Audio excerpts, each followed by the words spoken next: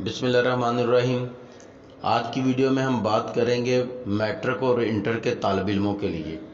पहले भी इनके लिए हम कोई बात करते हैं, लेकिन वो आगे इन्होंने करना क्या है, बीएस करना है या कुछ और करना है, उस सिलसिले में हम आपसे बात करते रहे हैं, आपको वो बताते रहे हैं। और अब अगर आपने एफएससी वगैरह कर लिया है, मैट्रिक या इंटर कर लिया है, तो आगे आप क्या करें और या आपका इरादा क्या है। यकीनन ये बहुत मुश्किल सवाल होता है। मैट्रिक के बाद बच्चा इंटर करे या फिर मैट्रिक के बाद इंटर में कौन से सब्जेक्ट रखे या कोई डिप्लोमा वगैरह करे, क्या करे, उसे समझ नहीं आती। और इसी तरह सबसे मुश्किल फ़ैसला एफएससी के बाद भी होता है, यानी कि इंटर के बाद आगे कौन सा बीएस करना है या किसी और तरफ जाना है, क्या करना है। ये भी इसकी सारी गाइडलाइन जो होती है वो हम आपको देते रहते हैं। और इन सब के लिए मैट्रिक करने के बाद और इंटर करने के बाद आपको क्या चूज़ करना चाहिए, इस बारे में हमने बहुत सारी वीडियो बना के यहाँ पे अपलोड की हुई हैं, वो आप यहाँ पे देख भी सकते हैं। तो डियर स्टूडेंट, जो आज की असल बात है वो हम बात करेंगे आपके सिलेबस की। मैट्रिक और इंटर का जो सिलेबस है, आपको पता है कि पिछले साल जो था वो शॉर्ट सिलेबस आया था। उस शॉर्ट सिलेबस हुआ और शॉर्ट सिलेबस के बाद भी फिर जो लाजमी सब्जेक्ट थे वो निकाल दिए गए और सिर्फ इख्तियारी मज़ामीन के पेपर हुए। अब इख्तियारी मज़ामीन के जितने पेपर हुए उनमें उन्हीं के हिसाब से आपके लाजमी सब्जेक्ट, यानी कि जो आपके इख्तियारी मज़मून लाजमी मज़मून थे, उनमें से भी नंबर लग गए। तो इसी तरह नंबर बहुत ज़्यादा है, आपने देखा मैट्रिक और इंटर में भी बहुत ज़्यादा है, पूरे नंबर आ गए। और इसी तरह फिर यूनिवर्सिटियों ने कहा कि हम अपना एंट्री टेस्ट लेंगे और उसके बाद डिसाइड करेंगे।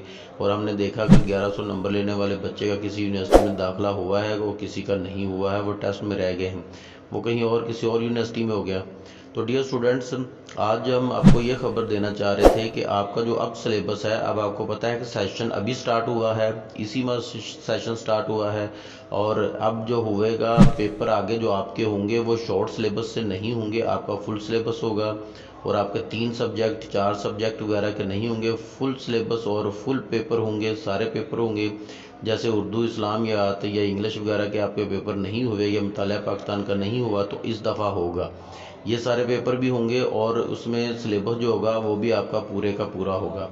अब आप ज़रा सुनने, इसमें ताज्जुब की बात ये है कि अब तो नोटिफिकेशन आया और आज ही इसी महीने से ही आपका सेशन स्टार्ट हुआ है। और पेपर जो 10th के हैं या 9th-10th के हैं वो इन्होंने मार्च में ही ले लेने हैं। मार्च की 9 तारीख के 7 से 9 या 7 से 11 के दरमियान, 7 मार्च से लेकर 11 मार्च के दरमियान जो होगा मैट्रिक का पेपर होगा। अब आप इसमें हिसाब लगाएं कि इतना थोड़ा वक्त है और शॉर्ट सिलेबस भी नहीं है और सिलेबस सारे का सारा है और फिर पेपर भी सारे के सारे हैं, 3 या 4 पेपर नहीं होने, सारे पेपर होने हैं। अब इसमें जो आएगा कि इस दफ़ा जितने बच्चों के नंबर आए हैं, अगली दफ़ा उन्हें टाइम ज़्यादा मिल गया था, बल्कि उन्हें साल की बजाय 1.5 साल मिल गया, फिर पेपर हुए और फिर थोड़े पेपर हुए और फिर थोड़े पेपरों में सिलेबस भी थोड़ा था। शॉर्ट सिलेबस हुआ और पेपर भी शॉर्ट हो गए, सारे पेपरों की बजाय सिर्फ 3 या 4 पेपर देने पड़े।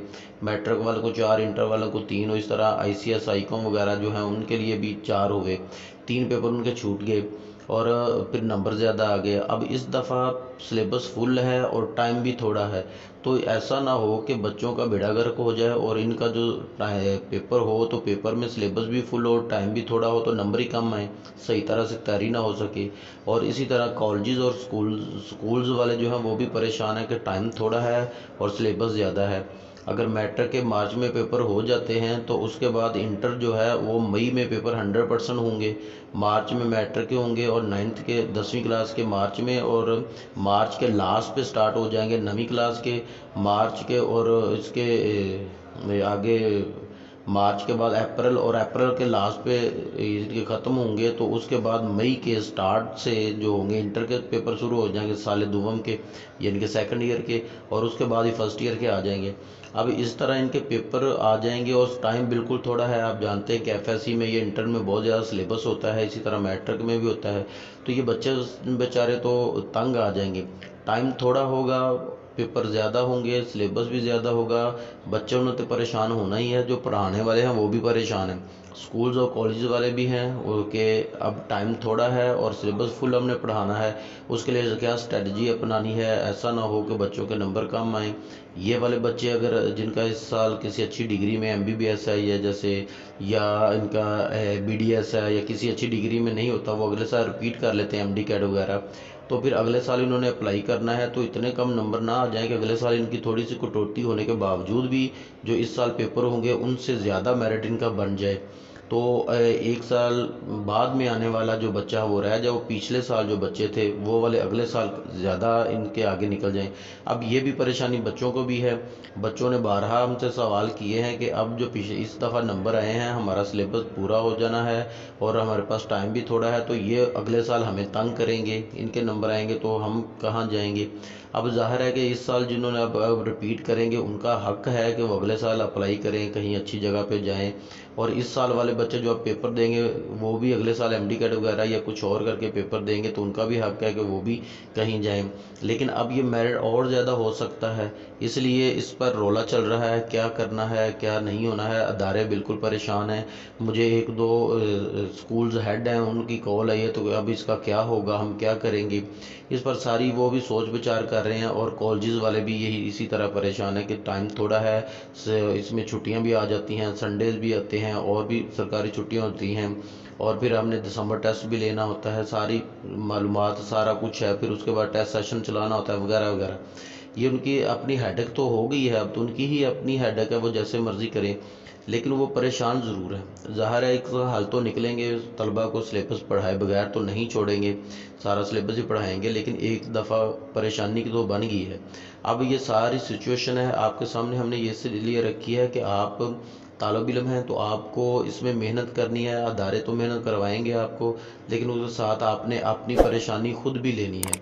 अगर आप अपनी परेशानी खुद लेते हैं तो फिर ही आपका भला होगा, वरना अगर आप इसमें नेग्लिजेंसी थोड़ी सी बरती तो फिर आपके नंबर कम आएंगे, और इस साल वाले जो इनके नंबर ज़्यादा हैं वो भी अगले साल के लिए इंतज़ार में बैठे हुए हैं, और अगले साल जो बच्चे अच्छे नंबर ले लेंगे वो भी हैं। इसलिए आप इस साल पेपर देंगे तो आपको इसमें अपनी मेहनत करनी है, आपने कोशिश करना है कि इसमें अच्छे पेपर करें, अच्छी तैयारी करें, अदारे के साथ आपने लेना है। और इसमें ये जहन में रखिएगा कि अगर नंबर कम होते हैं तो अगले साल भी आपका यही हाल होगा। जो रिपीटर हैं वो आपसे आगे निकल जाएंगे और आपका कोई अच्छी डिग्री में एडमिशन नहीं होगा। तो इसलिए ज़हन में रख लें कि आप पेपर आपके वक्त पर होंगे, सिलेबस आपका पूरा होगा, सारे पेपर होंगे, कोई कम पेपर नहीं होंगे, 3-4 नहीं होंगे, सारे पेपर होंगे, मैट्रिक के भी इंटर के भी, सिलेबस भी पूरा होगा। और ये भी ज़हन में रखें कि आपके पास टाइम भी थोड़ा है। डियर स्टूडेंट्स, ऐसी ही और वीडियो देखने के लिए चैनल को सब्सक्राइब ज़रूर कीजिएगा।